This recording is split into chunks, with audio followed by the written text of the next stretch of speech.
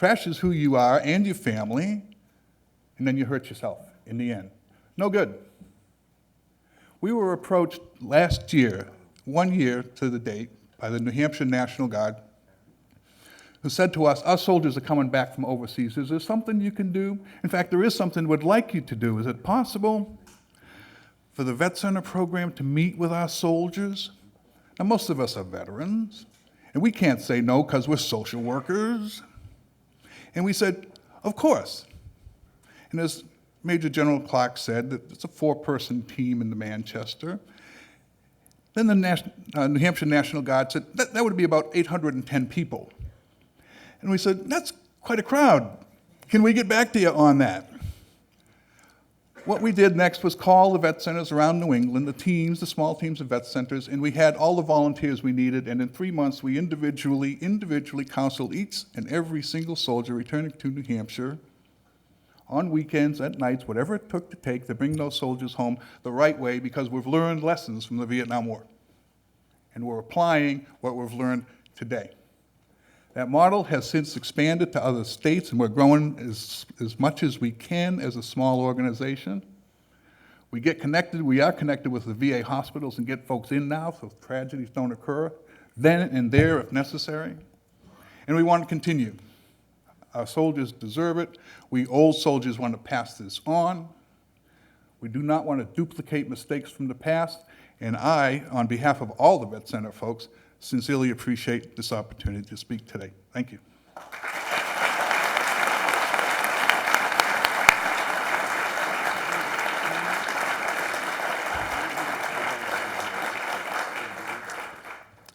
As a swift boat commander in Vietnam, John Kerry won a Silver Star, a Bronze Star, 3 Purple Hearts.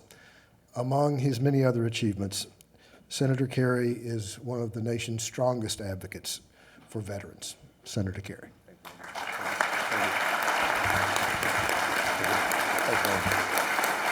Thank you very much.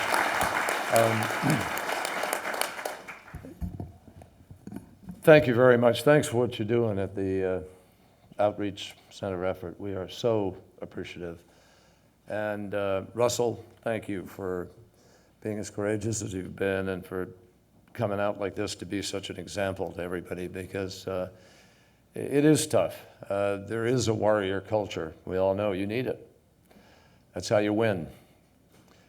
And I must say to you all that having been to Iraq now, 4 or 5 times, in Afghanistan just last month, I am in awe of the quality, and I think you saw the quality of our soldiers.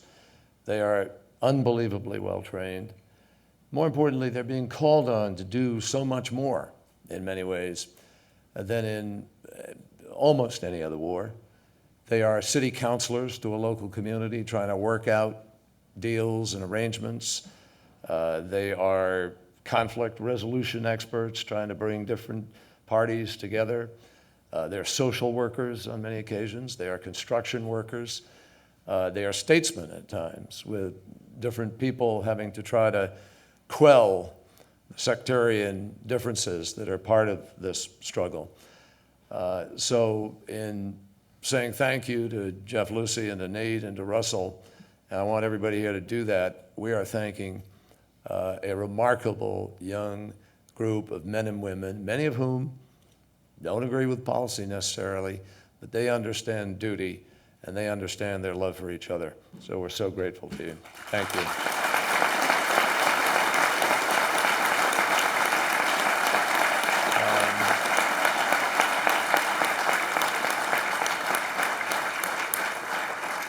Secondly, I want to thank Del for his extraordinarily generous comments, and all I want to ask him is, what the hell are you doing drinking coffee when you're trying to go back to sleep? We're going to have a talk about this. Del Sandusky, I got to tell you, was without question one of the finest non-commissioned officers, leading petty officers that I ever saw in action over there. I was blessed to have him. He was my number 2 in command on the boat. He was driving the boat and in the pilot house, working everything all the time. And he really was an unbelievably skilled and experienced warrior who went through a lot. And we're grateful that he's here.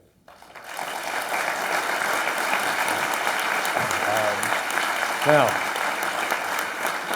finally, I wish that young gentleman who had stood up was still here, because those of you who know me know I don't shy away from any conversation on any subject.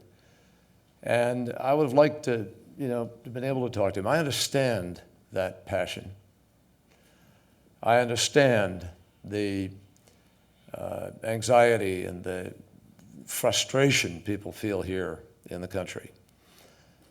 This is not a place and a time to talk about the policies of the war per se, but I nevertheless am proud that during the last year and a half of the campaign and more, I have at every turn tried to keep faith with the experience that I learned in Vietnam, and proud that during that presidential debate on foreign policy, I turned to the president and we had a discussion about my statement that it was the wrong war in the wrong place at the wrong time.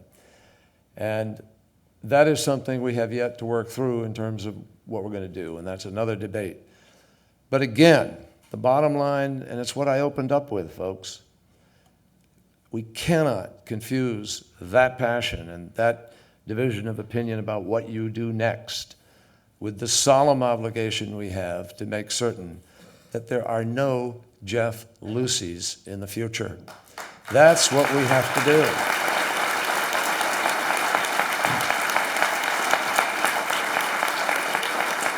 And I keep, my greatest frustration is watching a now unbelievably dysfunctional Congress avoid any sense of what is really going on in the lives of many service people, even as they run around and talk about values and patriotism. And as I have said many times, the first definition of patriotism back here at home for all of us, as far as I'm concerned, is to keep faith with those who wore the uniform of our country. And that's what we have to do. And when the supplemental comes to the floor, we've already written the amendment. I will be asking for $100 million to go to PTSD centers and efforts around the country.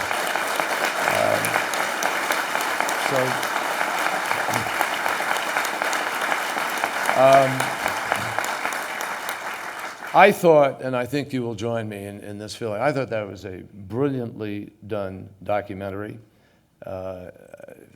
just evocative. It let you make your decisions. It let people speak for themselves. It was powerful, and I hope that a lot of Americans get to see that, because we're living in a strange time where, even though we are at war, and in Iraq and Afghanistan very much so, and the war on terror, as has come to be known, we are not asking a lot of Americans with respect to that. It's the first time in the history of war in the United States of America that while the nation's at war and the deficit's getting larger, people earning more than $1 million are getting a tax cut. So this is a time for all of you to take this movie back with you, this film. Take this back with you into your work, into your classes, into your conversations with your families, and say to yourselves, you are going to help be the messengers who spread the word so we get our priorities straight. Thank you. God bless.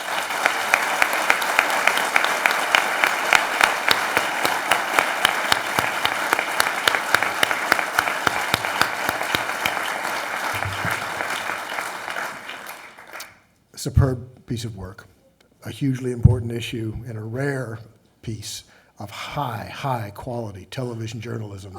I wish there was more of it. Thank you all. Good night.